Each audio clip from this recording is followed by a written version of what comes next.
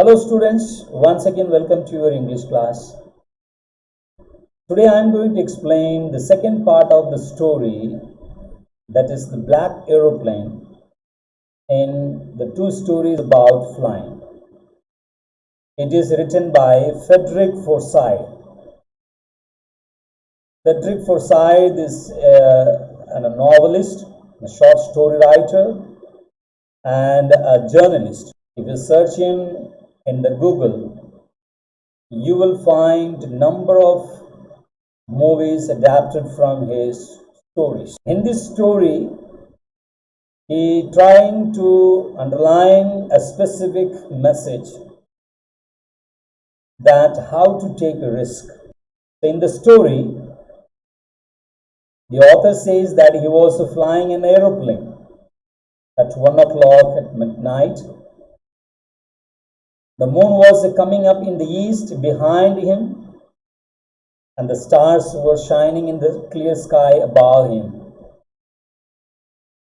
He was flying his old Dakota aeroplane over France back to England.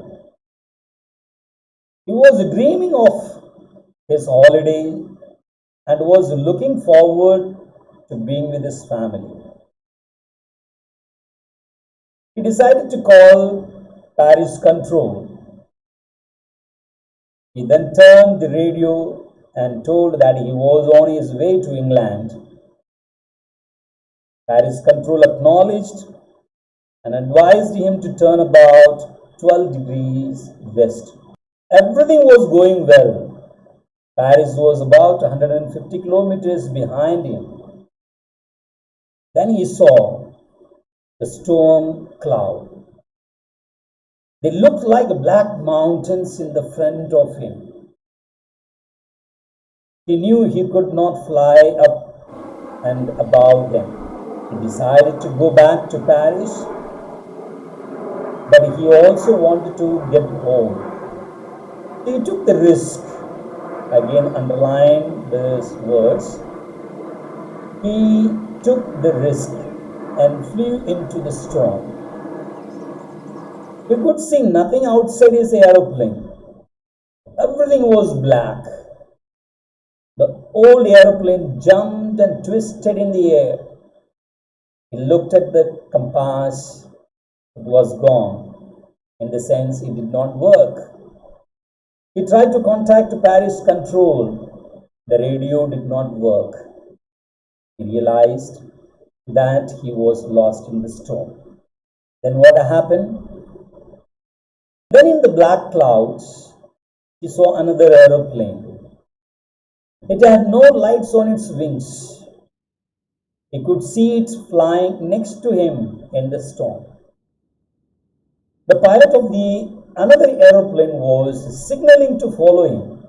The author thought that he was trying to help him.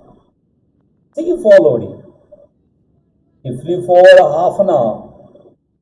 He had fuel to last for 5 or 10 minutes. He began to feel frightened. Then he started to go down. Suddenly, he was on the runway. He looked for his friend in the black aeroplane. He wanted him to thank him, but the sky was empty. He went into the control tower. He asked a woman where he was, looked at him strangely, and then she laughed. Why did she? He told that there was no another aeroplane except that of his. The author was wonderstruck. He wondered who had helped him to arrive there. He was without a compass and a radio, and without any fuel in his tanks. Who was the pilot on the strange black aeroplane, flying the storm without lights? It still remains a mystery. Through this, the writer Frederick Forsyth wants to tell us that how to take risk in times of difficulties. If we take a risk, that risk doesn't become a hindrance for us, but it shows the ways. Like in this story that we have seen, that how the pilot took a risk, yeah, the writer took a risk, and finally he came out of the storm, which stood in front of him like a black mountain, a big obstacle. Sometimes we see the obstacle and we get frightened. Like in the first story, we have seen that the young seagull could not come out of his ledge. Why? Because he was frightened.